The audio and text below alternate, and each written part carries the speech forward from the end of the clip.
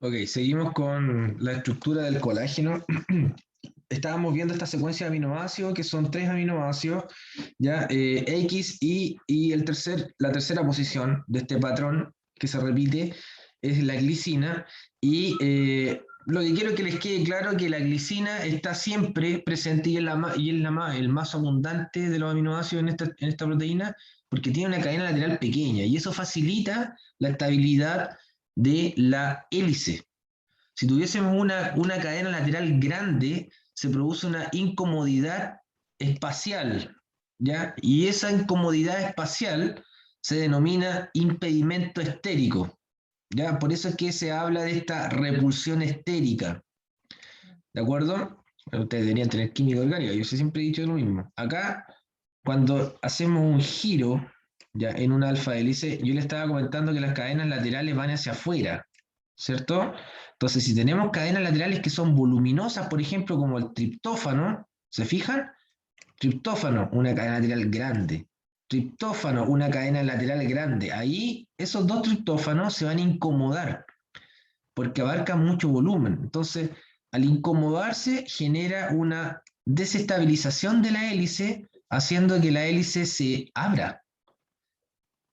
Al abrirse se pierde la estructura secundaria y eso determina una pérdida de la función, literalmente la proteína. Entonces, por eso es que la glicina es tan esencial en este tipo de estructura, ya en este tipo de proteína, porque la glicina, ya como tiene una cadena lateral que es un hidrógeno, el hidrógeno es chiquitito, no molesta nada. O sea, son tres aminoácidos, uno, dos, tres, y nuevamente viene una glicina. Uno, dos, y nuevamente viene una glicina. Entonces la glicina fácilmente se puede acomodar. Y eso determina de que la hélice sea más estable, siendo que tiene prolina. Ojo con eso, que no todas las proteínas se admite la prolina en alfa hélice. La prolina es un determinante factor para que la alfa hélice no se estabilice. Y aquí tenemos como la excepción. Ojo con eso. ¿Ya? Bueno, algunas patologías en donde se puede manifestar esta, un daño o un daño en la función producto de esta secuencia normal de aminoácidos. Acá hay... a ver, ¿qué? Sí, no hay problema, Benjamín. Ya se puede ver alterada la estructura del colágeno, evidentemente, o por algún tipo de mutación y algunas patologías que están asociadas a esto, por ejemplo, la osteogénesis imperfecta que se produce por una mutación, ya en donde estas cadenas alfa ya quedan sintetizadas de forma anormal, se asocian con las normales formando una triple hélices que son defectuosas, que se van degradando y forma parte de esta patología que consiste en la sustitución de la glicina por otro aminoácido. ¿Te fijan? Acá la glicina es sustituida por cualquier otro aminoácido y esta sustitución induce una inestabilidad en la formación de la triple hélice. O sea, la estructura cuaternaria, esta triple hélice, es la estructura cuaternaria de proteína o de la proteína colágeno, se desestabiliza y si es que se abre son tres hélices, dos, tres. Si es que se abren estas tres, la estructura del colágeno y la función del colágeno se va a alterar. En el caso del escorbuto, ya acá hay una deficiencia de colágeno que está relacionada con la falta de ácido ascórbico, que es la vitamina C, ¿ya? Porque este ácido o la vitamina C activa a las enzimas que se denominan hidroxilasas. ¿Quiénes son las hidroxilasas? Las hidroxilasas son las que agregan los grupos hidroxilo, los grupos OH, a la prolina y a la lisina, ¿ya? Para formar hidroxiprolina, ¿ya? E hidroxilisina. ¿Ok? Sin hidroxiprolina se producen hélices inestables que son degradadas, obviamente hay problemas. Son degradadas, ¿ven? Son degradadas. Se degradan de inmediato. Si la proteína tiene algo anormal, es degradado. Y el latirismo es una enfermedad inducida por la ingestión de semillas en una planta, ¿ya? Que es un guisante dulce, está como una arveja, ¿ya? Que contiene una sustancia que se llama beta-aminopropionnitrilo y actúa como un inhibidor irreversible de la enzima lisil oxidasa que está requerida en una ruta metabólica, ya en la oxidación de la formación de los entrecruzamientos de las moléculas de colágeno. Cuando se produce la síntesis, esta enzima, la lisil oxidasa, está relacionada con eh, entrecruzar estas tres fibras ya de alfa hélice para generar una estabilidad. Esos son algunos tipos de patología asociadas a la ausencia de algunos aminoácidos o asociada a algún defecto de una enzima en una ruta metabólica en la síntesis del colágeno, como el latinismo, por ejemplo.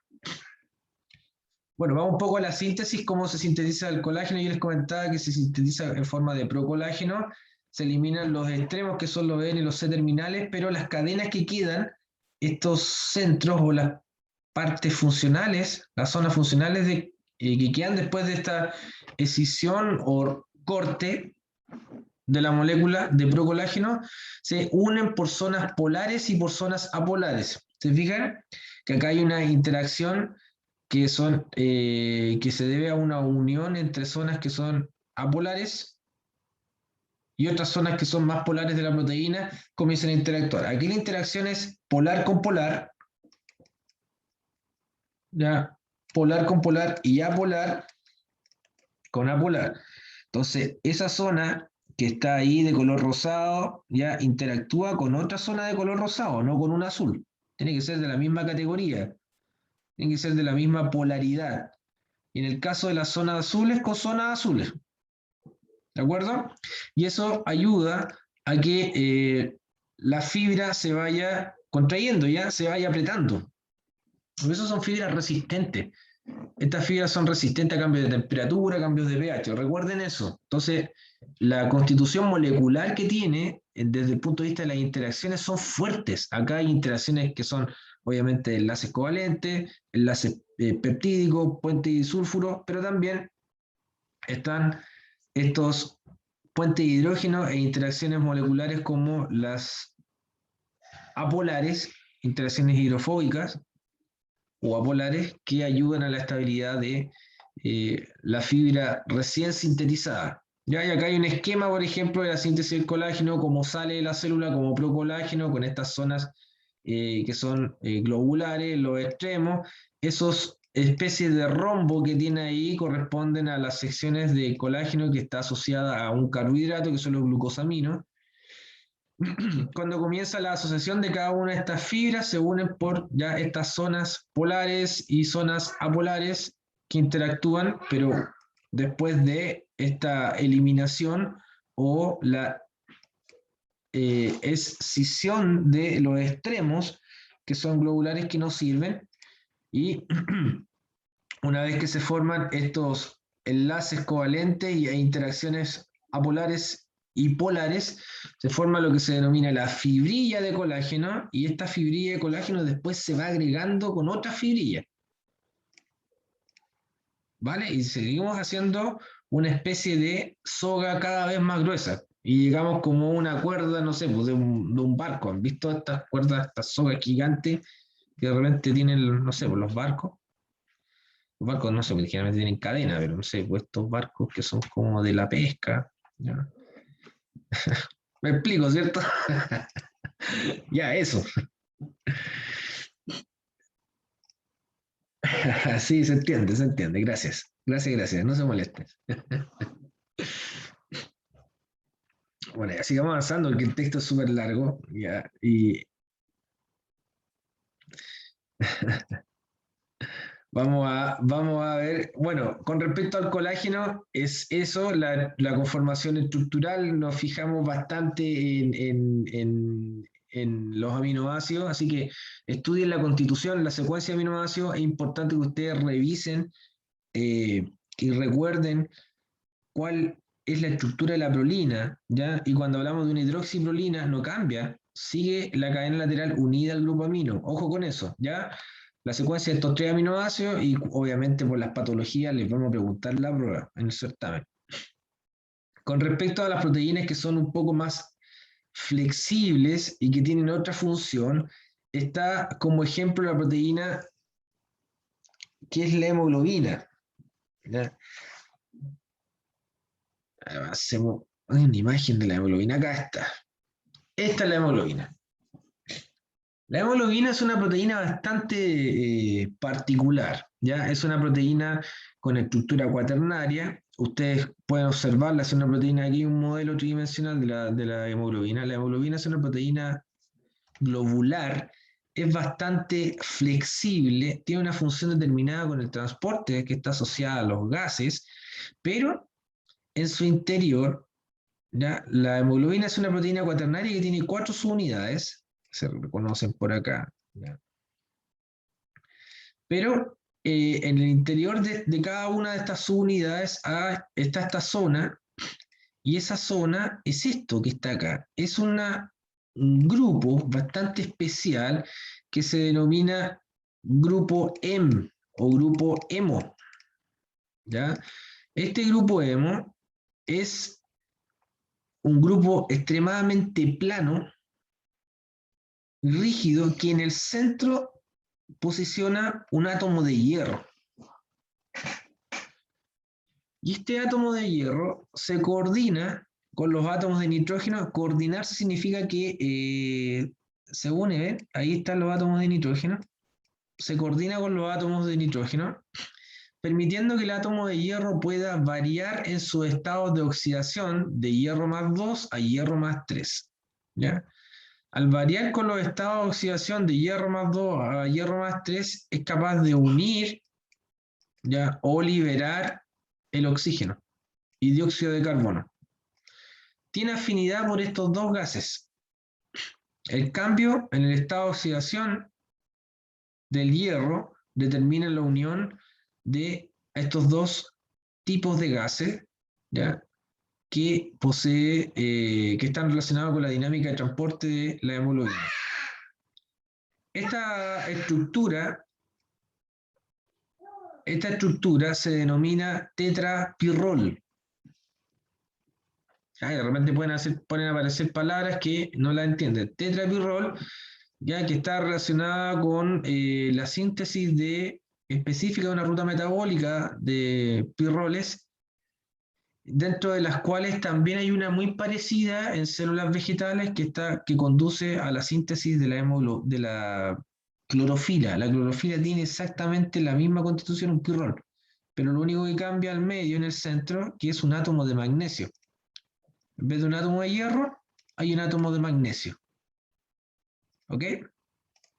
La función de la proteína, que está determinada por su estructura globular, ¿ya? Está relacionada con el transporte. El transporte de ella se debe a que es una proteína que es capaz de estabilizarse en una solución. No así el colágeno, que tiene una función netamente estructural, se queda ahí hasta que lo que dura la proteína, lo que vive. ¿A qué me refiero? ¿No será que Voy a apagar esto.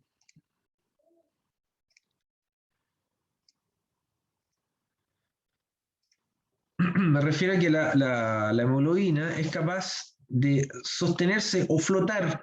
Ya, de hecho, le había explicado un poco, las proteínas globulares tienen esa capacidad hidrodinámica, son capaces de rodearse por una especie de burbuja de solvatación o burbuja de flotación, y eso les permite transportarse, en el caso de la hemoglobina, a través de la sangre. Recuerden que la sangre tiene los constituyentes de la sangre, hay glóbulos blancos, glóbulos rojos, plaquetas, minerales, todos los nutrientes que son absorbidos por el intestino, pero también hay un alto porcentaje de agua.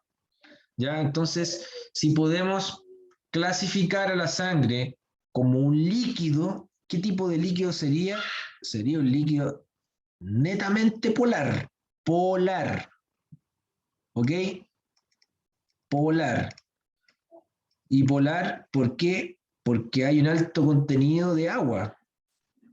Ojo con eso, ¿ya? Entonces, las proteínas que están y son capaces de transportarse a través de la sangre son proteínas que tienen esa capacidad, ¿ya? Son proteínas que son más bien polares.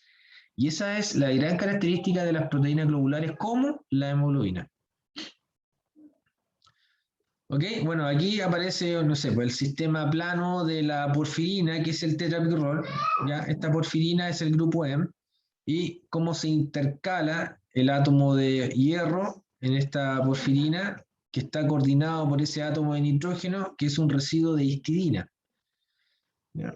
Y ahí llega el átomo de hierro, y el átomo de hierro es capaz de unir o ligar, ¿ya? O fijar un oxígeno.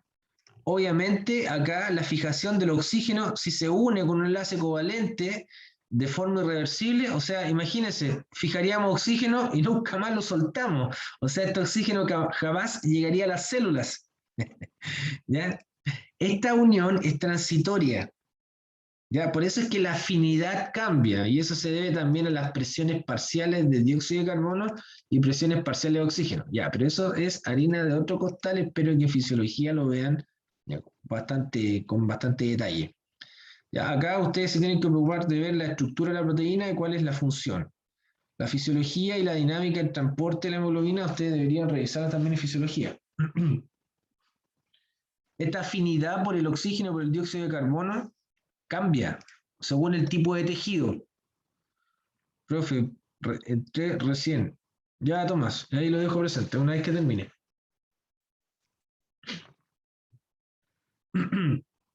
¿Ok? Pero también existen afinidades a otro tipo de moléculas como el monóxido de carbono. El monóxido de carbono también se une, de hecho, tiene la mayor afinidad por la hemoglobina, el monóxido de carbono, que el dióxido de carbono y que el oxígeno.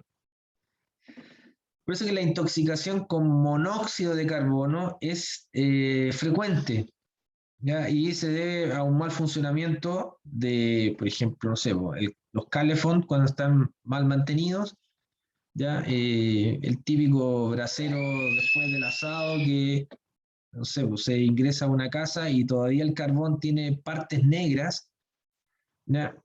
Hay una alta eliminación de dióxido de monóxido de carbono, y eso puede provocar algún tipo de intoxicación.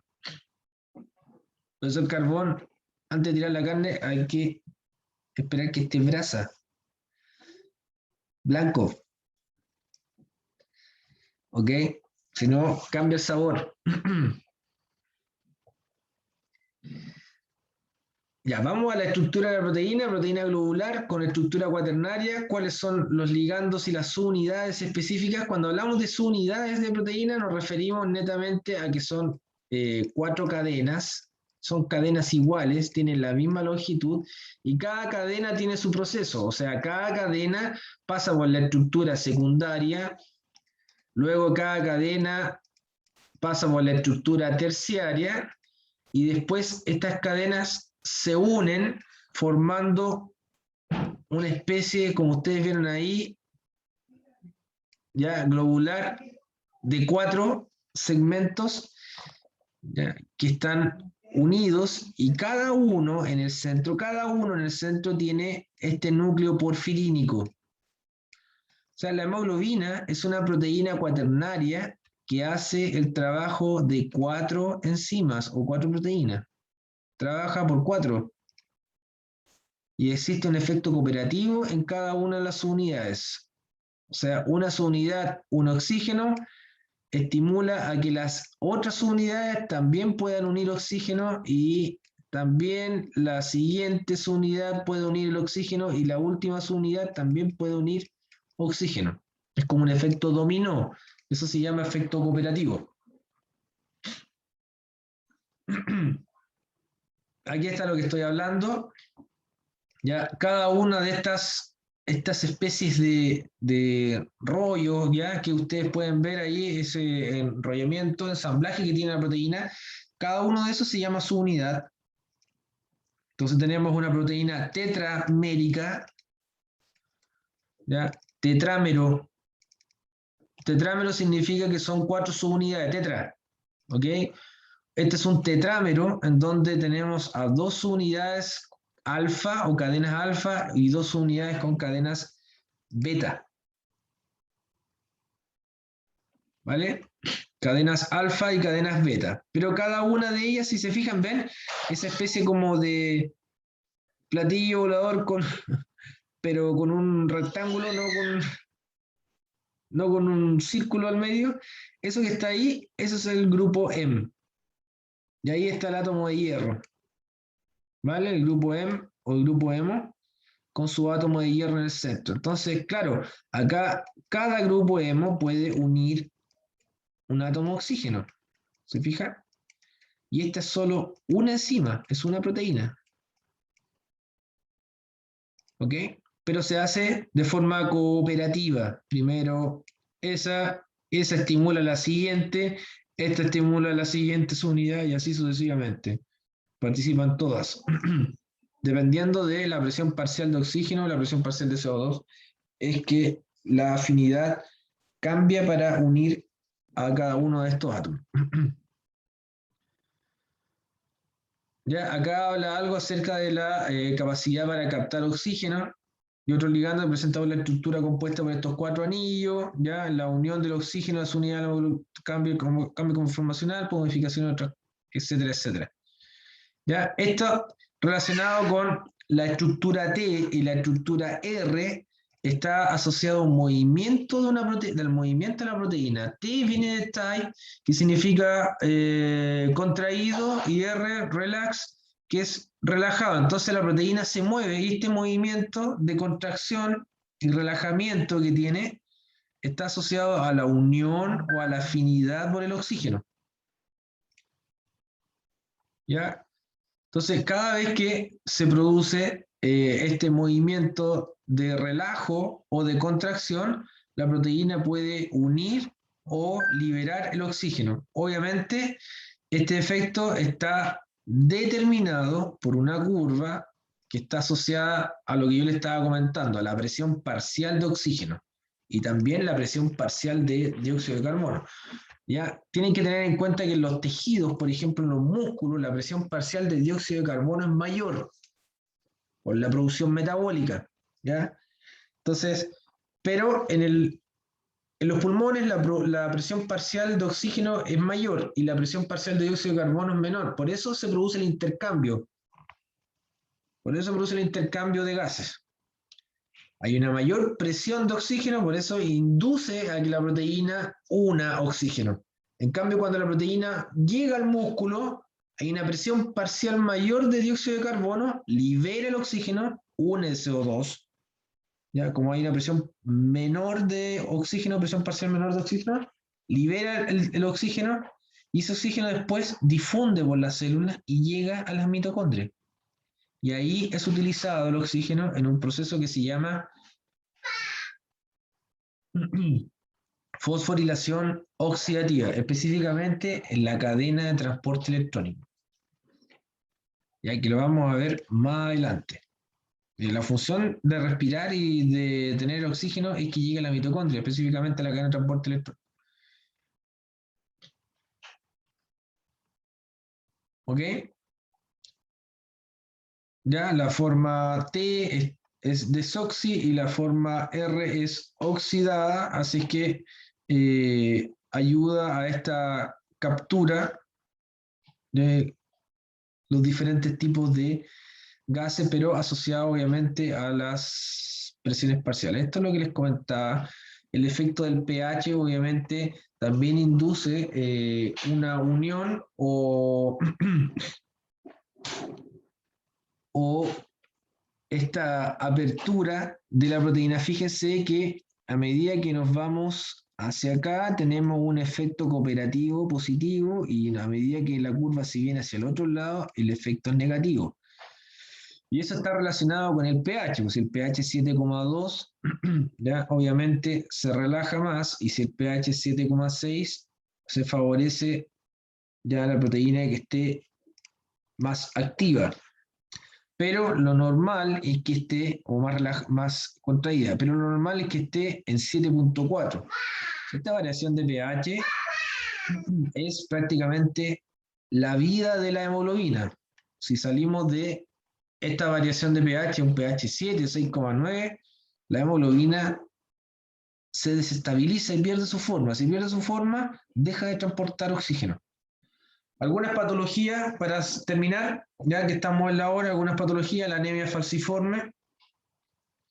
Ya, esta es una enfermedad que está relacionada con una herencia, ya, en donde la secuencia de los aminoácidos altera la estructura final, que es la estructura cuaternaria de las proteínas. Por lo tanto, obviamente va a perder toda la función que está relacionada al transporte de gases que tiene la hemoglobina. Profe, ¿entrará enzimas? No, solo hasta acá, ¿vale? Solo hasta acá. Así que se leen el PDF, vayan directamente a lo que es en este PDF, léanse bien la parte de la estructura de la proteína, ya el colágeno, ese patrón. En el caso de la hemoglobina también, la estructura de la proteína, la estructura cuaternaria, qué tipo de proteína es una proteína globular, el transporte que tiene, ¿ya? Y con respecto a la dinámica de transporte y las enfermedades, eso como que eso preguntamos. ¿Vale? ¿Qué más hay por acá? Aparece, ahí está. Ahí el ejemplo. Anemia falciforme, fíjense la deficiencia en la proteína, porque la hemoglobina está en el interior de los glóbulos rojos, ya está en el interior de una célula. En las células son los glóbulos rojos, pero fíjense, una hemoglobina deficiente, la forma que tiene el glóbulo rojo es completamente increíble. ¿Ya? Si tienen la oportunidad de verlo en un microscopio alguna vez, se va a dar cuenta que el glóbulo rojo, teniendo esa forma, no transporta nada. Absolutamente nada. ¿Ok? Ya, bueno, aquí está la hemoglobina S, son otros tipos de hemoglobina, la interacción entre las moléculas, la formación de las cadenas, ya, forma este tipo de fibras y cristalización, ya, que está relacionada con este tipo de patología, la anemia falciforme. Y estas cadenas determinan que se vayan formando este tipo de espículas, ya, esta forma alargada del glóbulo rojo que no contribuyen nada al transporte. El glóbulo rojo tiene una forma que es bicóncava. Es como, tiene hundida, las dos caras del glóbulo rojo las tiene hundidas. Y en el centro, ahí en el centro se encuentra la hemoglobina. Entonces, esta exposición facilita el intercambio de esa forma. El glóbulo rojo facilita el intercambio gaseoso, pero cuando tenemos un glóbulo rojo que tiene esta forma, no hay intercambio, no es una cuestión. O fíjese ese.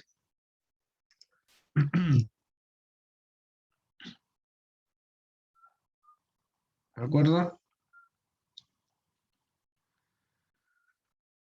Ya chicos, vamos a quedar hasta acá. Estas son inmunoglobulinas, que son otro tipo de proteínas globulares. Las inmunoglobulinas son los famosos anticuerpos, ¿ya? Tienen una estructura clásica que es en forma de Y, ¿se fija? Dentro de la inmunoglobulina tenemos una forma variable y perdón, la cadena variable y la cadena que no varía, ¿ya? Y la cadena variable es esta la que reconoce a todo tipo de bicharraco que ingresa al cuerpo, ¿ya? Esa es la que va cambiando. Ahora, el cambio es un cambio sutil entre un aminoácido y otro, dependiendo para reconocer a cada tipo de virus o bacteria que ingresa. Es más, este reconocimiento puede ser también o en contra de proteínas que nosotros tenemos. Es así como el sistema puede responder de forma automática en contra de algunas proteínas y se desarrollan algunas enfermedades que son autoinmunes. Y eso se debe a un desperfecto en el reconocimiento de estas inmunoglobulinas. Ya, algunas enfermedades autoinmunes que se producen pueden ser letales porque el sistema inmune está reconociendo como algo exógeno y algo patógeno a una proteína que es propia. ¿Ya? No lo está reconociendo. Un sistema es súper agresivo, se coloca el sistema inmune cuando las inmunoglobulinas no reconocen ni siquiera las proteínas nuestras. Es así como se pueden desarrollar algunas proteínas, por ejemplo, pancreáticas, ¿ya? Que están asociadas a este desarrollo a una enfermedad autoinmune. Eh, el lupus, por ejemplo, es un tipo de enfermedad que también se puede desarrollar por un efecto de perfecto en estas cadenas ligeras de las inmunoglobulinas. Las inmunoglobulinas son los famosos anticuerpos, inmunoglobulina A, E, A, B, C, IgG. Ya hay una amplia gama de inmunoglobulinas. Una vez leí un paper ahí que la IG, la combinación de inmunoglobulinas es tan abundante que el número es gigante. O sea, cuánta inmunoglobulina nosotros podemos obtener para defendernos y de reconocimiento y reconocer algunos patógenos es completamente un número gigante, inmenso, inmenso. Bueno, chicos, ya no lo aburro más. Este PDF ya ustedes también lo pueden leer, no está difícil. Estuve más bien acotando algunas cosas y que están relacionadas con el vocabulario que a lo mejor no pueden entender. Yo quedo atento a sus consultas en el correo. Me escribieron por el tema de las respuestas de los ejercicios. Recuerden que los ejercicios lo hice por completo, solo faltó uno que tenía, ese era el péptido más grande, ¿ya? Ya, esa respuesta será subida al aula de ese ejercicio, pero el resto lo hicimos también en clase. Revisen los videos, estudien por favor, nos vemos, éxito el lunes, que estén bien, Chao, profe. chao. Chao, profe, cuídese. Chao, que tengan un buen fin de semana.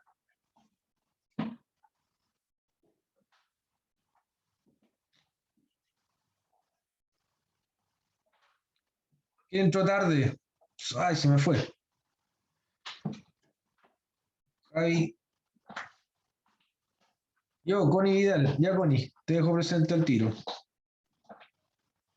Connie Vidal. Ok, ¿alguien más? Gracias, profe. Chao. Chao.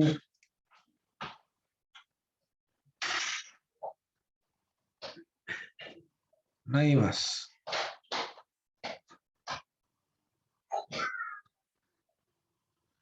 Profe, entró recién Tomás. ¿Pero cuál de los Tomás? Tomás. Javier, Ignacio. Tomás González.